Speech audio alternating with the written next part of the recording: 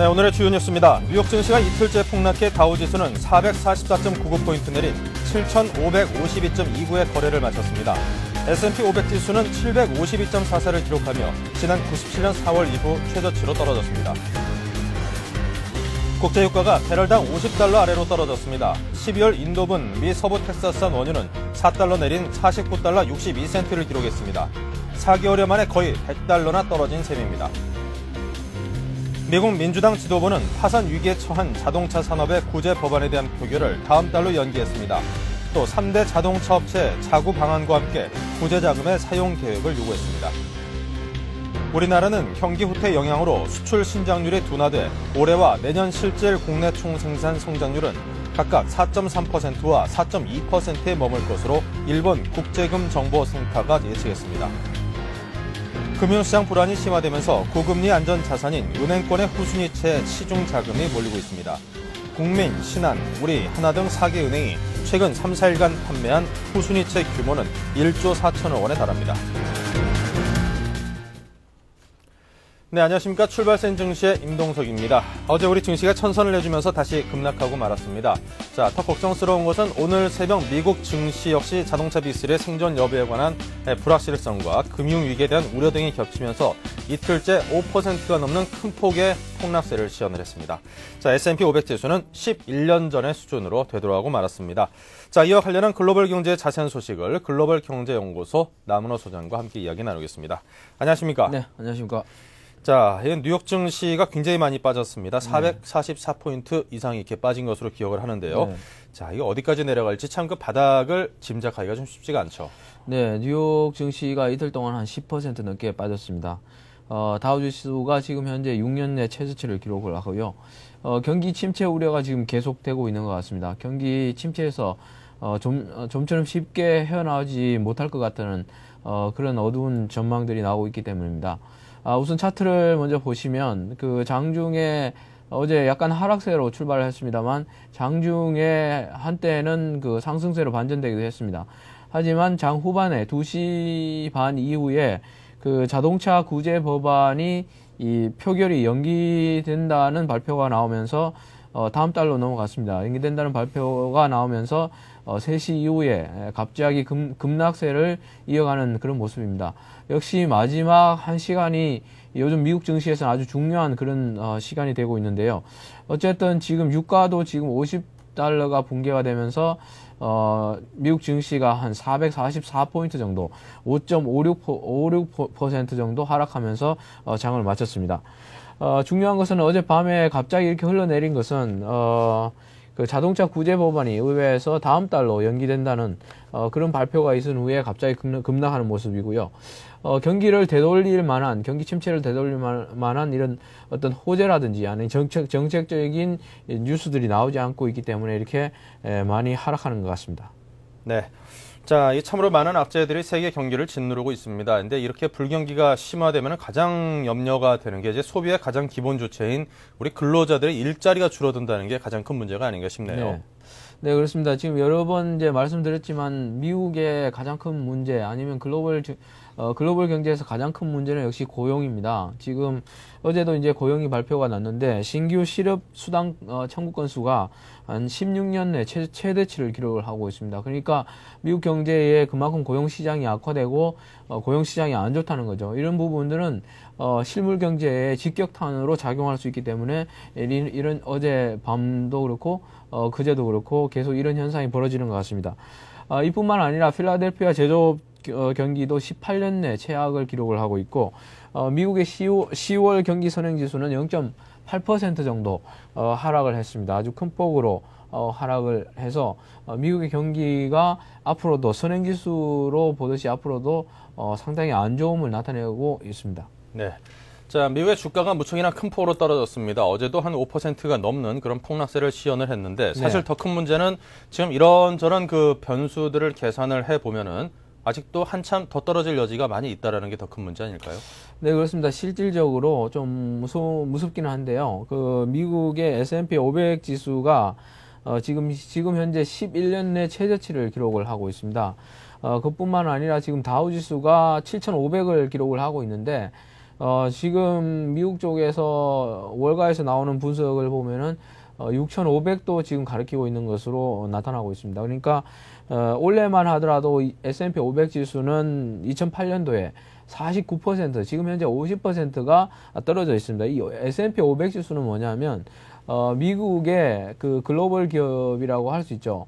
미국의 500대 큰 기업을 모아놓은 지수이기 때문에 이러한 그 S&P 500 지수가 49% 1년 동안 내렸다는 것은 이건 엄청난 것이죠. 엄청난 것인 것을 반영해 주는 게 어떤 거냐면 80년 만에 지금 1년 연간 하락폭이 최대를 기록하고 있습니다. 그래서 지금 현재는 어떤 기술적 분석이라든지 펀더멘탈이라든지 이런 것에 초점을 맞추고 있는 것이 아니고 경기 전망, 그러니까 실물 경제, 앞으로 경기에 대해서 그만큼 그 확신을 할 수 없고 부정적으로 생각하고 있기 때문에 지금 이제 이런 주가 흐름들이 이렇게 약하게 나타나고 있는 것 같습니다. 네. 자, 어떠한 저명한 경제 투자가는 이제 다우존스 지수를 기준으로 해서 아마 온스당 금값하고 지수가 같아질 거다라고 이제 그렇게 예견을 한 사람도 있는데요.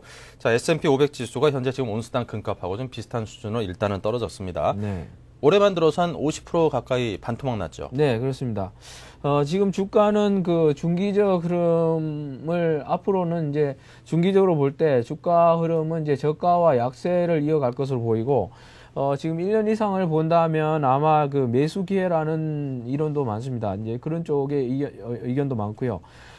하지만 이제 단기적으로 3개월에서 6개월, 단기 중기적으로는 이 등락이 심할 것입니다. 그래서, 매수도, 어떻게 보면 이제 매수도 유효할 수도 있고, 매도도 유효할 수 있습니다. 어쨌든 그 환율 쪽에서 보면은, 달러와 엔 쪽에서 보면은, 중장기적으로는 하락할 수 있습니다. 중장기적으로는, 하락을 할 수 있고, 예를 들면 이제 달러라든지 우리나라 그 수출이라든지 우리나라 경제에 직접적인 영향을 주는 달러 같은 경우에는, 단기적으로는 이런 이제 강세 흐름을 이어갈 수도 있겠습니다. 연말이기 때문에. 하지만 이제 중장기적으로는 이제 하락할 수 있을 것을 보이고, 지금 현재는 글로벌 에너지 주식 같은 경우에는 보면은 장기적으로 볼 때 그 매수 타임이라고 볼 수 있고, 예를 들면 뭐 소비재라든지 방어주 같은 경우를 보유하고 계신 경우에는 계속 보유를 해도 되는 그런 시점이라고 보여집니다. 네. 자, 아시아 주식 증시의 움직임도 함께 정리해 주시죠. 네, 어제 아시아 증시는 일본 증시가 크게 내렸습니다. 한국 증시만큼 일본 증시도 많이 내렸는데요. 이렇게 아시아 증시를 주도하는 일본과 한국 증시가 많이 내렸습니다.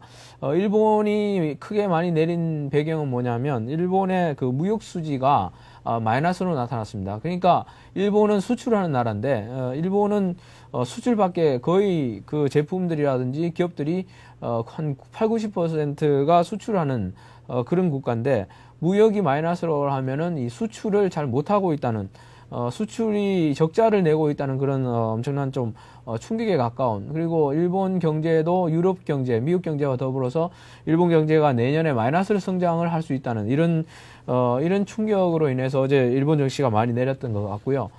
중국 증시는 그 금융위기 전에 이미 중국 증시를 흘러내리기 시작해서 2,000포인트를 무너뜨리고 많이 내렸었습니다. 그래서 중국 증시는 이미 너무 많이 내린 그런 하락에 대한 선반영을 해주고 있기 때문에, 그리고 중국 증시는 또 경기 부양감, 그 다음에 글로벌 증시에 대한 그 미국 국채 최대 보유국, 그 다음에 미국 그 달러 외환 달러화 최대 보유국으로서 어떤 그 상대적으로 아시아 증시, 글로벌 증시에서 강세를 유지하고 있는 것 같습니다. 그래서 상하이 종합 주가 지수는 어저께 한 1.67% 하락해서 상대적으로 강세를 유지했습니다. 네. 자, 상하이 종합지수가 1.67% 하락을 했는데도 참 부럽다는 생각이 듭니다. 자, 지금까지 글로벌경제연구소의 남은호 소장이었습니다. 네. 고맙습니다. 감사합니다.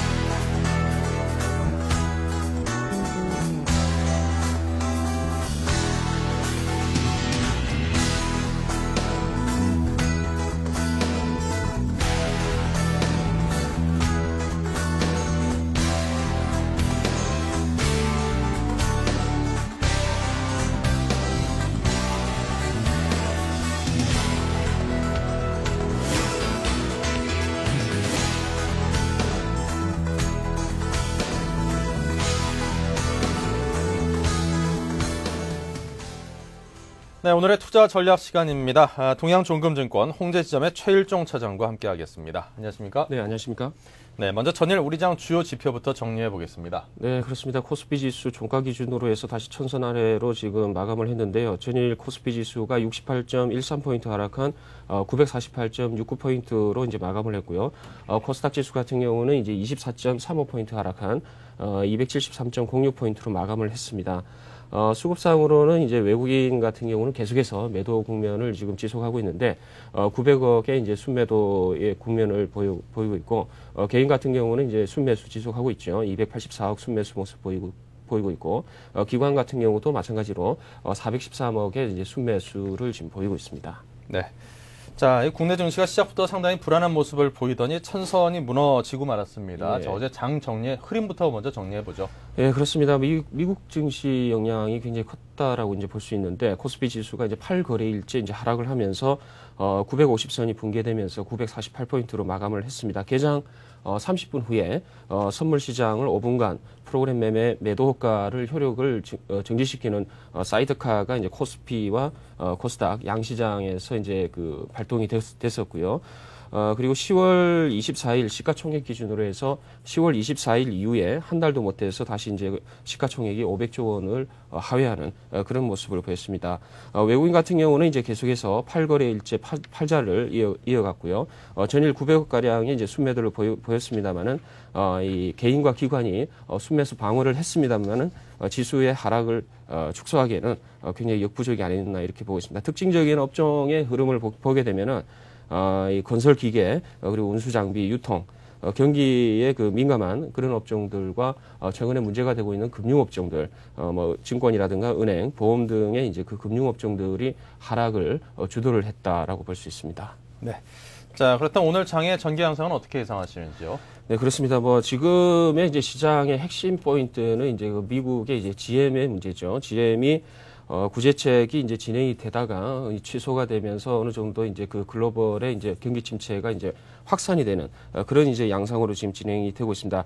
천선의 이제 초반대에서 어느 정도 우리 시장에 이제 그 충격파를 이제 계속해서 주고 있기 때문에 천선에 대한 기대 심리는 일단은 여지없이 이제 무너뜨렸고요.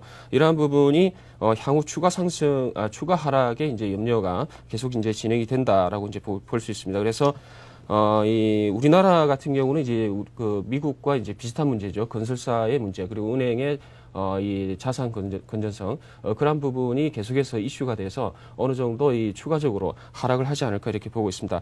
오늘도 또한 이 미국의 이제 증시 영향을 받아서 어느 정도 하락할 것으로 이렇게 보고 있습니다만은 특히 이제 중요한 것은 이제 수급적인 측면에서 외국인은 이제 지속적으로 매도에 임할 것으로 이렇게 보이고 있고요. 그리고 기관 같은 경우는 어느 정도 저점 매수에 가담을 할 것으로 이렇게 보입니다만은 문제는 이제 그 개인들이 어떻게 해서 이제 투매에 이제 동참을 할 것인가. 따라서 이제 이러한 투매가 나올 때는 여지없이 900선도 이제 하회할 수 있는 그런 모습이 나오지 않을까 이렇게 보고 있습니다. 그래서 오늘 우리 시장이 이제 그 개인들의 투매에 의해서 한 30포인트에서 40포인트 정도의 추가적인 하락이 나오지 않을까 이렇게 보고 있는데 장중 변동성은 계속해서 선물 옵션 때문에 어느 정도 계속 확대가 되는 그런 모습이 나오지 않을까 이렇게 보고 있습니다. 네, 오늘 장도 무적이나 크게 좀 출렁거릴 가능성이 분명히 있는 그런 하루가 될 것 같습니다. 전략을 어떻게 갖고 갈까요? 그렇습니다. 오늘 전략을 짜기가 굉장히 힘든데요. 당일날에 그러니까 오늘의 이제 전략을 짜시기보다는 이 중기적인 안목에서 이제 어느 정도 현금 확보를 가지고 가는 그런 전략을 기본적으로 제시를 해드리겠습니다. 최근에 이제 변동성 확대에 의해서 프로그램 매도 영향에 인해서 우리 시장이 계속해서 이제 그 하락을 보였었는데 이러한 부분들이 이제 실질적인 괜히 하락하는 부분이 아니었다라는 게 이제 어제의 그 결과물이 아니었나 이렇게 보고 있습니다. 그래서 악재가 계속해서 기본적인 이제 그 노출이 된 그런 상황에서 이제 악재가 해결될 그런 기미가 안 보이는 상황에서 어느 정도 매수 접근을 하시기에는 굉장히 좀 어려울 것이다라고 이제 보고 있는데 일단은 이제 구조조정이 이제 계속해서 이제 진행이 될 것으로 이렇게 보고 있습니다. GM도 마찬가지고 우리나라의 이제 건설사도 마찬가지고 계속해서 이제 이 구조조정이 이제 진행이 될 것으로 보고 있는데 종합지수 차트를 한번 보시면서 일단은 추가적인 하락이 어느 정도까지 진행이 될 수 있을지를 한번 충격파를 통해서 한번 보시겠습니다. 네. 지금 보시고 계시는 이제 그 차트는 이제 코스피 지수의 월봉이 되겠습니다. 월봉을 보시게 되면은 일단 200선의 이제 장기 추세선에 어느 정도 이 지지 기반을 두고 과거였죠. 과거 이제 10월 달에 최저점 890대를 이제 다시 이제 반등을 하면서 어느 정도 이제 회복을 했습니다만은 이번 달 들어가지고 이제 계속해서 하락하는 그런 모습을 보이고 있습니다. 그래서 여지없이 200선의 이제 뭐 어느 정도의 지지 기반 그러한 부분은 지금 현 상태에서는 기대를 할 수 없다. 따라서 이제 추세적인 지지 기반을 어느 정도 확보를 하려면 월봉상으로 700선에서 800선까지는 어느 정도 충격파가 있을 것으로 이렇게 보고 있습니다. 따라서 현 국면에서는 건설사와 은행 그리고 GM의 문제 그러한 부분 때문에 두 차례의 어느 정도 충격파가 있을 것으로 보고 대체적인 이제 전략 자체를 보수적으로 가져가면서 저점 매수에 이제 가담을 하되 어느 정도 700대에서 800대에서는 매수에 가담하는 그런 이제 이 공격적인 전략을 한번 제시를 해드리겠고요. 그리고 이제 현금 보유를 하시더라도 현재의 국면에서 굉장히 좀 많이 손실이 나신 분들이 많이 계실 거라고 이렇게 보고 있는데 일단은 지금 현 국면이라도 추가 하락을 따지게 된다면 추가 손실이 나오기 때문에 어느 정도 마이너스 30%에서 마이너스 40% 정도의 손실을 보신 분 같은 경우는 현금 비중을 60% 그러니까 손절을 60% 정도를 이제 손절을 해서 현금 부분을 이제 가지고 가시는 그런 전략을 제시를 해드리겠고요. 만약에 10%에서 한 20% 정도의 손실을 보신 분들 같은 경우는 100% 현금을 가져가는 그런 이제 전략을 제시를 해드리겠습니다. 그리고 만약에 이제 향후에 반등이 나올 때는 장중 지수 그러니까 코스피 지수로 이제 쳐서 4%에서 5%의 큰 폭의 상승세가 나오게 되면 그때의 가장 센 주도주 성격의 이제 종목을 공략을 해서 단기 2일에서 3일 정도 수익률을 확보하고 나오는 그러한 전략이 중요하지 않나 이렇게 보고 있습니다. 네. 자, 이제 장에 대한 투자 전략에 관한 조언까지 들어봤습니다. 그렇다면 어떤 종목들에 대해서 좀 관심을 압축시켜 볼까요? 네, 그렇습니다. 뭐 지금 장세에서 종목을 이렇게 말씀드린다라는 게 상당히 좀 리스크가 있습니다. 제가 말씀드린다라는 이제 말씀드리는 종목이 말씀드린다고 해서 꼭 사시라는 부분은 아니고요. 일단은 이 관심 종목으로 이제 참고를 하셨다가 충분히 저점 부분에서 이제 공략을 해도 된다라고 이제 일단은 말씀을 드리겠습니다. 그리고 제가 이제 관심을 두고 있는 제 종목을 한 5개 정도 말씀을 드리면은 CJ 제일제당이라든가 LG전자 그리고 남해화학, 동국제강, 코오롱 그리고 LG데이콤 이런 쪽을 좀 어느 정도 관심 있게 좀 보고 있는데 오늘은 제가 소개를 드릴 종목들은 이제 CJ 제일제당 내수주죠. 이러한 부분을 하고 그다음에 경기에 대해서 좀 비탄력적인 LG데이콤을 갖다가 좀 말씀을 드리려고 지금 가지고 나왔습니다. 네. 자, 그렇다면 먼저 CJ 제일제당부터 살펴보겠습니다. 네, 그렇습니다. CJ 제일제당 일단 차트를 보시면서 일단 말씀을 드릴 텐데요. 최근에 이제 25만 원의 이제 횡보 국면에서 어느 정도 다시 이제 하락 반전을 해서 추세적인 하락을 이어나가는 그런 모습을 보이고 있습니다. 일단은 하락 추세의 저항대를 회복을 못 하고 있는 상황이죠. 그래서 이제 추세대로 봐서도 어느 정도 밀집되는 차트 자체가 밀집되는 그런 모습을 보일 수 있습니다. 그래서 흐름 자체는 계속해서 이제 이 기간 조정이 보일 것으로 이렇게 보고 있는데요. 이 기간 조정 자체가 어느 정도 시간이 좀 걸릴 가능성이 좀 없잖아 있습니다. 그래서 경기 불황으로 인해서 이 기본적인 소비는 계속해서 유지될 것으로 이렇게 보고 있고요. 그다음에 이제 소비 둔화에 의해서 이제 자유롭지 못하지만은 어느 정도 타 업종 대비로 해서는 굉장히 조금 이제 비탄력적이다 이렇게 보고 있습니다. 그래서 설탕 가격이 이제 25일부터 해서 이제 인상이 되죠. 이러한 부분도 이제 실적 부분에 도움이 될 것 같고요. 그리고 원자재 가격이 이제 계속해서 하락을 하고 있습니다. 그래서 이러한 부분에 있어서는 어느 정도 실적 부분에 대해서 이제 기대를 해봄직한 그런 종목이 아닌가 이렇게 보고 있습니다. 전략을 한번 세워드리면 오늘 상당히 좀 많이 좀 빠지지 않을까 이렇게 보고 있는데 비탄력적이다라는 부분에서는 전저점 부위 그러니까 12만 5천 원에서 13만 원 부분까지는 어느 정도 이 매수 공략이 가능한 부분이 아닐까 이렇게 판단을 하고 있고요. 그리고 이 최근에 이제 종합지수의 하락 그런 부분 때문에 이제 그 치고 나가는 그러한 이제 움직임은 없을 것으로 이렇게 보기 때문에 일단은 저점 매수를 계속해서 이제 제시를 해드리겠고요. 목표가는 이제 중기적으로 단기적으로 봤을 때는 크게 상승하지 못한다. 따라서 17만 원 선까지는 어느 정도 이 공략을 해봄직한 그런 종목이고요. 만약에 이제 이러한 부분이 12만 원을 하회하면서 11만 원까지 이탈을 하게 되면은 어느 정도 이 손절매로서 이제 그 접근을 하셔야 되는데 11만 원까지 만약에 떨어지게 된다면은 종합지수로 따지면 뭐 지수 자체가 이제 800대를 이제 하회하지 않을까 이렇게 보고 있습니다. 그래서 이러한 종목을 이제 공략을 하실 때는 이 좀 보수적으로 일단은 이제 전체장과 같이 맞물려 가지고 좀 공략을 해보셔야 되지 않나 이렇게 보고 있습니다. 네. 자, 그래서 가격대에 관한 이야기까지 여쭤봤습니다. 지금 목표가는 17만 원 정도로 잡고 가고 매수가는 13만 원, 손절가는 11만 원을 제시를 해주셨습니다. 그래프를 통해서 상세하게 정보를 취해봤고요. 자, 다음으로 LG데이콤이죠. 네, LG데이콤입니다. LG데이콤은 이제 대표적으로 이 경기 방어주 성격이 좀 강하죠. 전일 같은 경우도 지수 하락 대비로 해서는 이제 이 통신주들이 상당히 선방하는 그런 모습을 보여줬습니다. 일봉을 한번 보여드릴 텐데요. 데이콤의 일봉상으로 보게 되면은 일단은 이제 추세가 무너지는 그런 이제 모습을 보일 수가 있습니다. 전일에 강한 음봉이 나왔기 때문에 추세적으로 한 번 더 추가 하락이 있지 않을까 이렇게 보고 있는데 LG 파워컴이 이제 상장을 이제 하게 되죠. 이제 상장을 하게 되는데 전일에 이 경쟁률을 보게 되면 17대 1 정도의 그 경쟁률을 보이고 있습니다. 그래서 어느 정도 이 그 인기가 좀 확신이 되는 그런 부분이고요. LG데이콤 같은 경우는 파워콤의 지분을 갖다 45.4%를 가지고 감으로써 어느 정도 시너지 효과도 이제 누릴 수 있다 이렇게 보고 있습니다.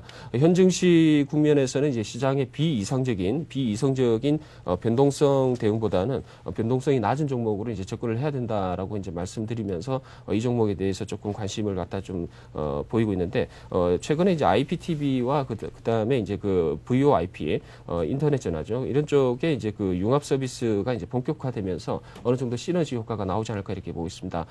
전략을 갖다 한번 세워드리면은요. 일단은 매수 자체도 굉장히 좀 보수적으로 지금 보고 있는데 저점으로 들어간다 이러면은 상당히 매력적이다라고 보고 있습니다. 그래서 18,000원 부분이죠. 18,000원 부분에서는 매수 접근을 이제 하시는 쪽으로 이렇게 보고 있고요. 그리고 이 손절가 같은 경우는 16,000원 부분까지 떨어지게 되면은 손절로 이제 대응을 하시라고 이렇게 말씀드릴 수 있습니다. 목표 주가는 일단은 22,000원이 일단은 저항대로 이제 보이기 때문에 22,000원 부위에서는 어느 정도 이익 실현을 하시는 쪽으로 이렇게 말씀드리겠지만은 22,500원이 강하게 돌파하는 그런 구간에서는 재매수하실 것을 이제 권해드리겠습니다. 네, 이렇게 해서 LG데이콤에 관한 의견까지 들어봤습니다. 지금까지 동양종금증권 홍제점의 최일종 차장과 함께했습니다. 고맙습니다. 네, 감사합니다.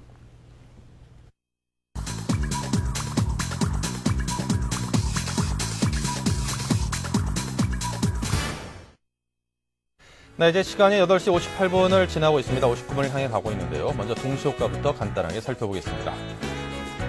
자, 먼저 코스피 쪽인데요. 보시는 것처럼 대부분의 종목들이 하락세를 보이고 있습니다. 먼저 상승하고 있는 종목들은 영풍이 플러스 4.13, 신도리코 플러스 2.17, 대웅제약이 플러스 3.41, KTNG가 플러스 1.45%이고요. 자, 오늘 하락세를 보이는 종목들 많은데요. 특히나 금융주가 별로 좋지 않습니다. 신한지주가 마이너스 9.28이고요. 우리금융이 마이너스 5.94%의 하락세로 금융주들이 상당히 약세를 보이고 있습니다.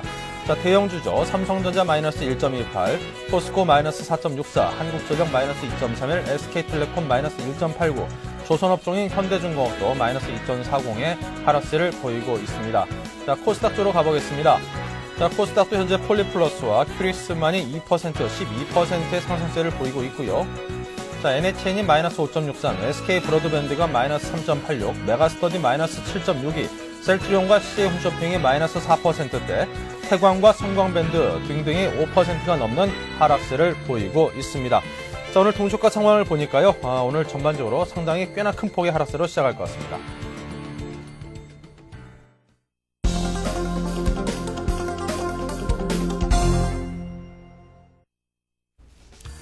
네, 조금 전 동시효과 때 살펴본 것처럼 개장 시초가가 별반 분위기가 굉장히 좋지 않을 것 같습니다. 자, 먼저 코스피 쪽 다시 한번 보겠습니다. 네, 삼성전자가 그래도 약보합세라는 것이 그나마 눈에 띄는 거고요. 포스코가 마이너스 3.57, 한국전력 마이너스 2.52 등 2%대 정도의 하락세를 보이는 종목들 많습니다. 신세계와 LG 역시 1%대 후반이라서 2%대로의 하락이 가능할 것 같고요. 하이닉스가 마이너스 6.10, 삼성물산이 마이너스 5%대, 현대하이스코, 한솔재지, STX 엔진, 코롱이 4%대 하락세를 보이고 있습니다. 자, 코스닥도 비슷하죠. NHN이 마이너스 4%, SK브로드밴드 마이너스 3.51, 메가스터디 마이너스 5%대, 셀트리온과 CJ홈쇼핑이 4%대 하락세를 보이고 있습니다.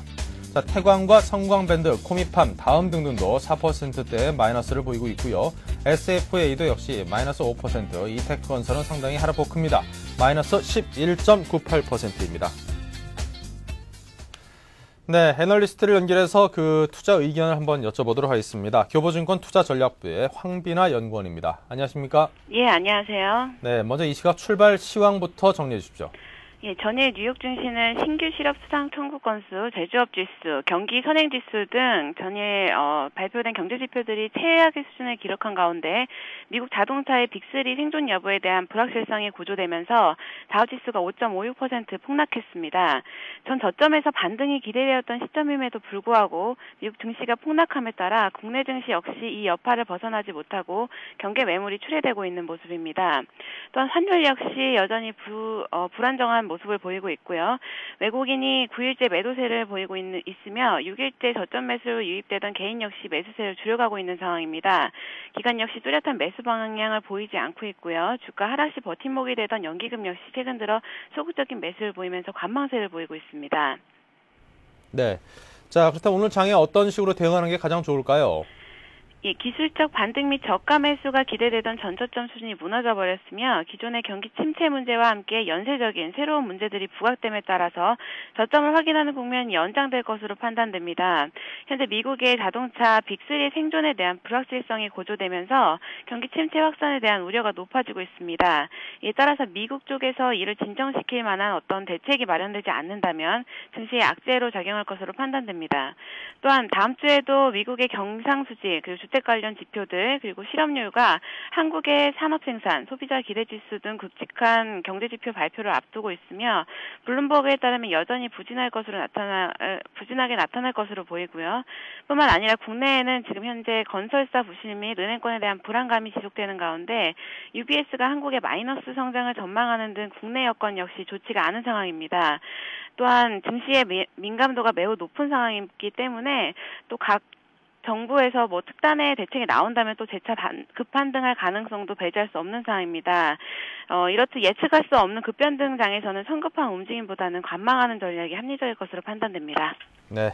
자, 오늘 장 상황이 코스피가 마이너스 26포인트이고요. 코스닥이 마이너스 8포인트입니다. 그리고 환율은 오늘 1,500원을 넘어선 채로 1,509원으로 장을 개장을 했는데요. 현재는 1,500원을 살짝 넘어선 상태로 지금 환율이 움직이고 있습니다. 자, 눈여겨볼 만한 종목과 업종도 이야기해 주십시오. 이 경기 침체 둔화기에는 아무래도 필수 소비재 쪽으로 관심을 가지시는 게 좋을 것 같습니다. 99년 이후에 경기 둔화 국면에서 음식료나 의약품, 통신, 전기가스 등이 시장 대비 수익률이 좋았고요. 이에 따라서 아무래도 매수주 중에서 필수 소비재 쪽으로 업종별로는 관심 가지시는 게 좋을 것 같습니다. 네. 자, 지금까지 교보증권 투자전략부의 황비나 연구원과 이야기 나눴습니다. 고맙습니다. 예, 감사합니다.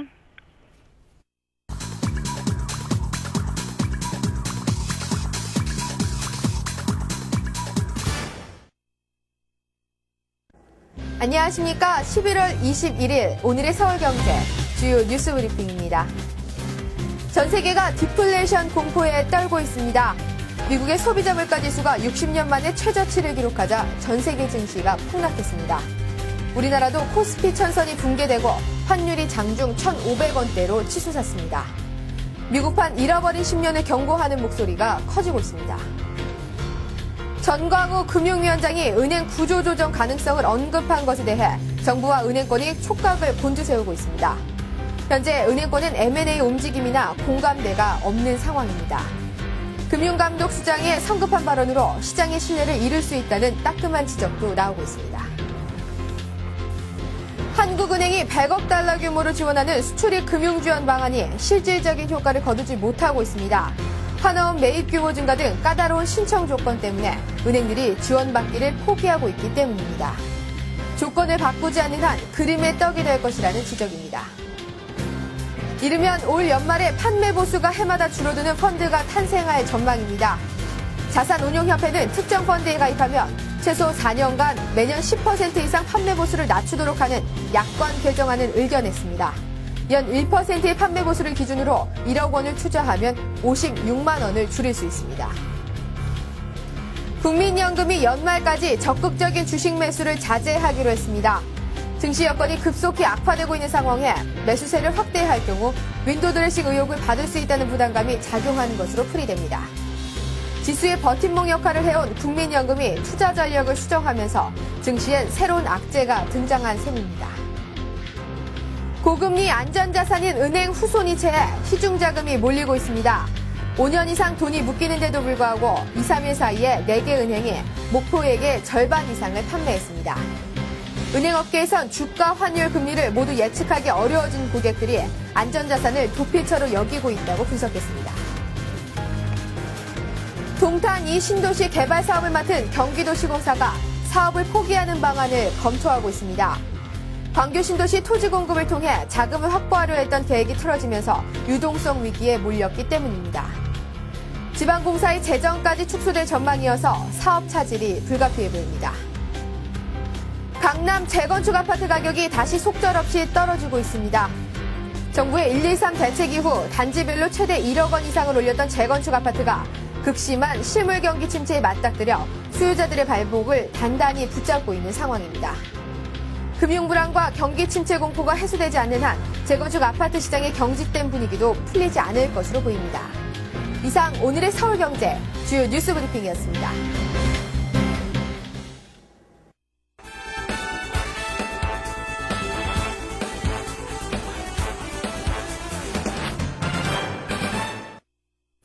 네, 경제를 보다 더 자세하게 알아보는 뉴스 따라잡기 시간입니다. 서울경제신문 이종배 기자와 함께하겠습니다. 안녕하십니까? 예, 안녕하십니까? 네. 자, 한국 경제가 디플레이션에 진입할 수 있다는 우려가 벌써부터 이제 제기가 되고 그 가능성이 커지고 있습니다. 예. 자, 요즘 들어서 이제 디플레이션에 관한 이야기가 나오고 있는데요. 먼저 예, 그 예. 개념부터 정리를 해보도록 하죠. 그렇습니다. 그 경제 상태를 표현하는 데는 여러 용어가 있는데요. 네. 그 대표적인 게 인플레이션, 또 리세션, 스태그플레이션, 디플레이션 등이 있습니다. 간단히 설명하면은 그 인플레이션은 물가가 상승하는 것을 말하고요. 그 리세션은 경기 하강, 즉 불황을 의미합니다. 그 스태그플레이션은 경기가 침체하는 가운데 물가가 상승하는 것을 말하고요. 반면에 이제 디플레이션은 경기 침체와 물가 하락이 동시에 나타나는 것을 말합니다.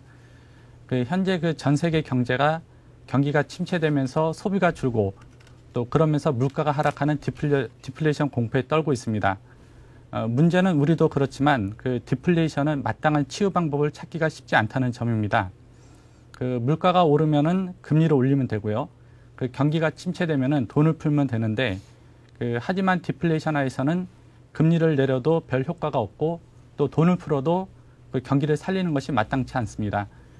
실제 그 경제학자들 사이에서는 인플레이션을 치유할 수 있어도 그 디플레이션에 대해서는 어느 누구도 자신 있는 처방을 내놓지 못하고 있습니다. 네, 디플레이션이 그만큼 잡기가 더 어렵다 그런 말씀이신데 예, 그렇습니다. 사실 그 디플레이션이 먼저 발생하게 되는 그 시스템에 대해서 간단하게 좀 짚고 넘어가면 이제 물가 상승이 심하게 된 인플레이션 같은 그렇죠. 것을 예, 정부가 잡기 위해서 뭐 금리 인상 등을 통해서 아무래도 시중 통화를 좀 줄이다 그렇죠. 보면은 그렇죠. 신용 경색이라든가 그런 게 일어나면서 물가는 떨어지고 또 시중 통화량이 줄어들고 신용 경색도 발생할 수 있고 그렇죠. 동시에 이제 경기 침체도 같이 진행이 되는 거죠. 네, 예. 경기 침체도 동시에 발생하는 예. 그런 상황을 이제 디플레이션이라고 정리를 해볼 수 있겠죠.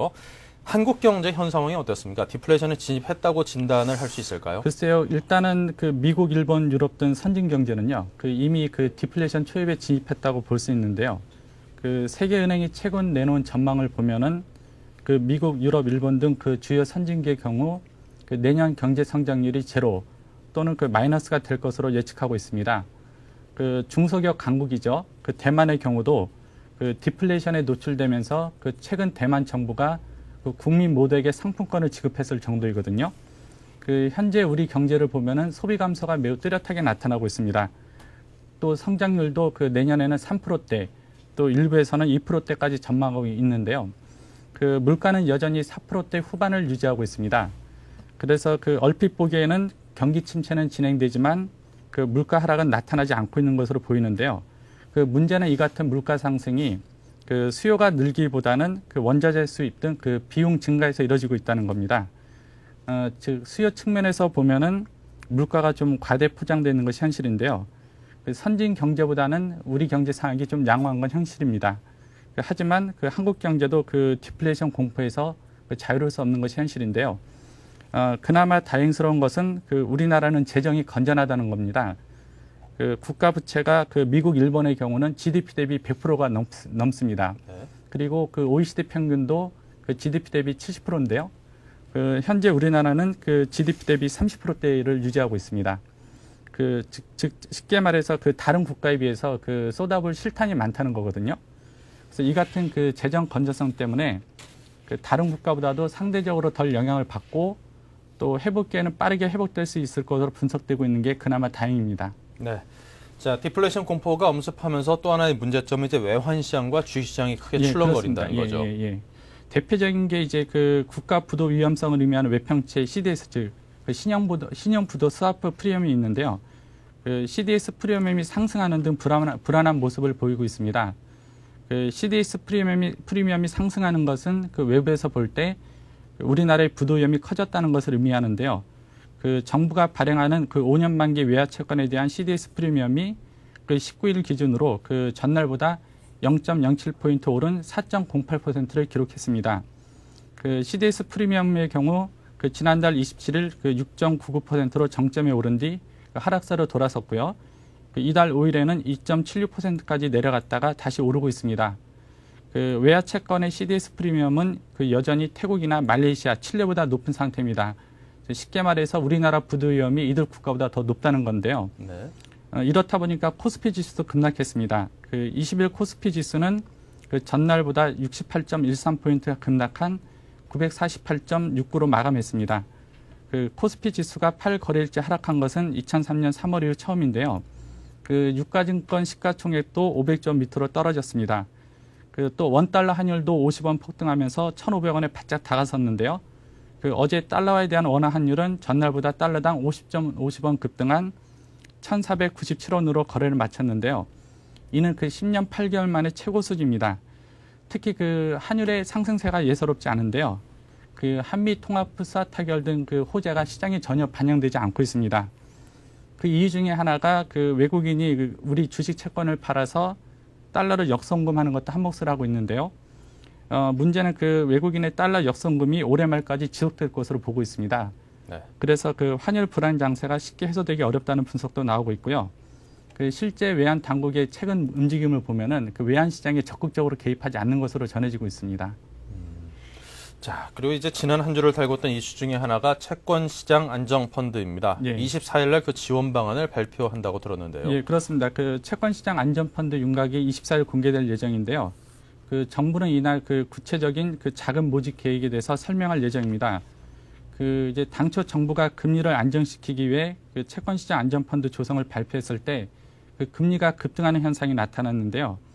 그 이유는 그 펀드 기금을 조성을 하려면은 은행과 보험사 등이 보유한 채권을 팔 수밖에 없지 않느냐는 시각 때문입니다. 은행, 보험회사 등이 채권을 팔면은 그 물량이 넘치면서 금리가 상승할 수밖에 없고요. 이에 대한 염려로 오히려 금리가 상승했는데요. 그 하지만 며칠 전에 그 한국은행에서 그 채권 시장 안전 펀드에 참여한다고 공식적으로 밝히면서 이에 대한 불안은 수그러들었습니다. 그 한은이 참여한다는 것은 거꾸로 그 은행, 보험사 등이 채권을 팔지 않아도 된다는 것을 의미하기 때문입니다. 채권 시장 안전 펀드는 우선 10조 원으로 출발하고요. 그 산업은행이 2조 원가량 출자하고 한국은행이 2, 3조 원가량 부담하고 그 나머지는 기관 투자가들이 참여할 것으로 보입니다. 네. 사실 뭐 10조 원이라는 돈이 굉장히 큰 돈이긴 합니다만 이런 상황에서는 그다지 또 여유로운 정도의 규모의 돈은 또 아니라는 생각도 들고요. 예, 그렇습니다. 네, 매입 채권은 또 어떤 것들을 대상으로 하고 있습니까? 그 사실 그 정부도 그 10조 원으로는 부족한 것으로 알고 있거든요. 그래서 일단은 첫 출발은 10조 원을 하고 그 시장 상황을 봐서 펀드 규모를 늘려나간다는 계획입니다. 네. 그리고 펀드가 매입하는 채권은 그 시중에서 유통되는 전 채권이 대상인데요. 그 단 이제 펀드가 본격적으로 활동하기 위해서는 좀 시간이 걸릴 것 같습니다. 그 펀드 운영을 누가 담당하고 또 그에 따른 조직도 만들어야 하는 등 그 실무적으로 해결될 것이 많습니다. 네.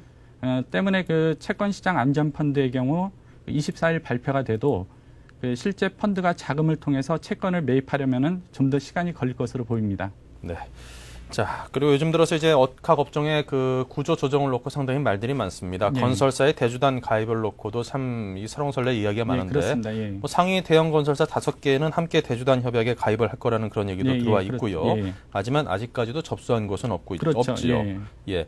자, 이 구조 조정을 추진하는 것은 어느 정도까지 이루어지고 있습니까? 글쎄요, 일단은 그 금융당국과 은행들이 그 건설사를 대상으로요, 그 대주단 가입을 그 적극 촉구하고 있고요. 그 설명회도 개최했지 않았습니까? 네. 일단 그런데 그 건설사들의 경우 대주단에 가입을 하게 되면은 그 자칫 부도기업으로 인식되지 않을까 우려하며 가입을 꺼리고 있는데요. 그 금융당국은 늦어도 그 11월까지는 그 가입을 시킬 계획입니다. 그래서 11월까지 1차로 건설사를 대상으로 가입을 시킨 다음에 그 대주단에 가입하지 않은 업체에 대해서는 그 은행의 지원을 끊을 예정이거든요. 네. 그러니까 쉽게 설명해서 그 대주단에 가입하지 않은 건설사에 대해서는 스스로 회생토록 하거나 아니 그렇지 않으면 퇴출토록 한다는 그런 강경책을 세워놓고 있습니다. 네. 그리고 또 이제 중소기업 구조조정도 계속 진행 중인데요. 일단은 중소기업을 4개 등급으로 나눠서 그 D등급은 퇴출시킨다는 게 그 골자인데요. 현재 아직까지 진행되지 않고 있는데 그 정부는 늦어도 올 연말까지는 중소기업들 그 등급을 나눠서 그 퇴출하는 조치를 시행한다는 계획입니다. 네. 현재 그 정부의 시각을 보면요.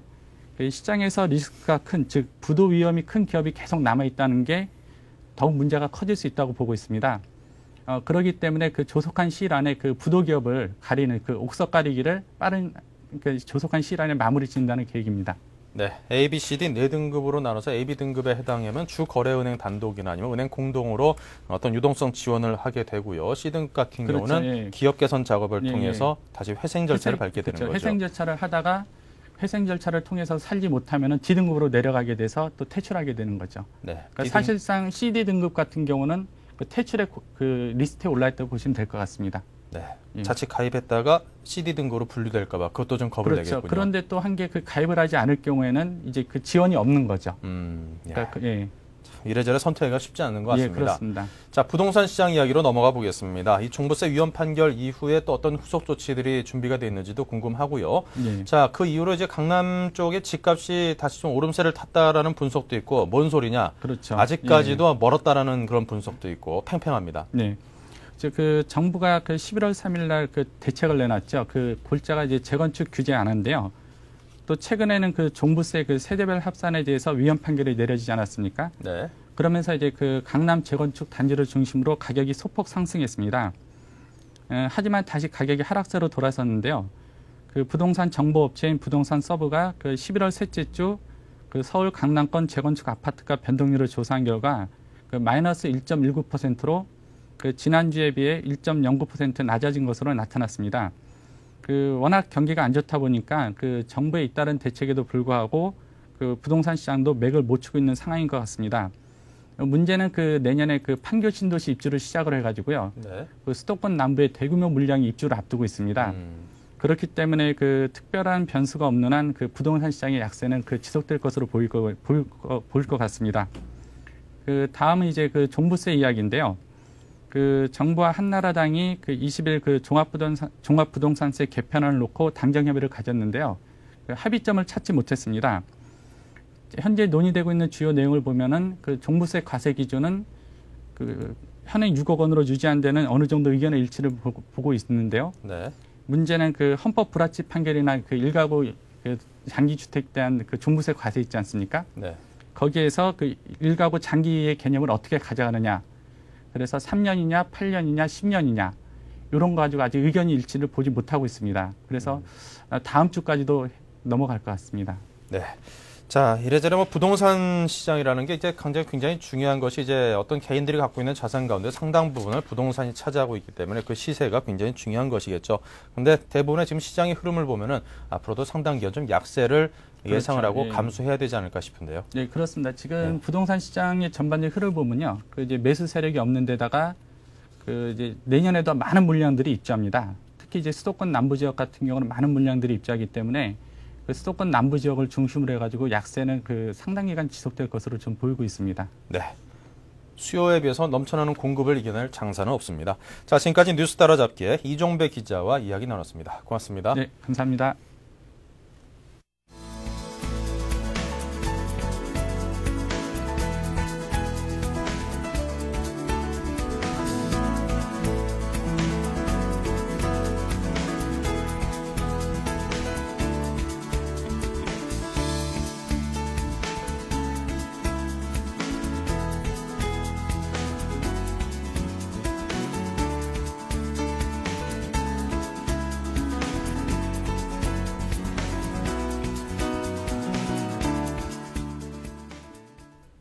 네, 지금 장을 좀 살펴보니까요. 아직까지 그렇게 폭락세는 아닌 것 같습니다. 3%대의 하락세를 보이고 있는데요.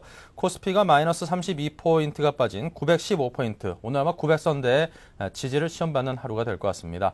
자, 코스닥 역시 8.94포인트가 하락한 264포인트이고요. 자, 환율은 현재 9시 16분 기준에서 1,498원으로 1,500선 아래로는 내려가 있긴 합니다만 사실 뭐 별 의미가 없는 그런 환율대에 머물러 있습니다. 자, 이래저래 지금 시장 상황이 상당히 좋지 않습니다. 하지만 우리 시장을 둘러싼 여러 가지 변수를 감안을 해보면요. 뭐 지금 이 정도 지수대나 이 정도 환율대도 사실 어떻게 보면은 그렇게 최악의 경우는 아니다라는 생각도 해봅니다. 그 말은 뒤집어 생각해보면 아직까지도 좀 더 나빠질 그런 여유가 부정적인 쪽으로 있다라는 뜻이겠죠. 상당히 조심스럽게 접근을 해야 될 때가 아닌가 싶습니다. 자, 오늘 저희 여기서 마치겠습니다. 내일 다음 주에 다시 뵙겠습니다. 고맙습니다.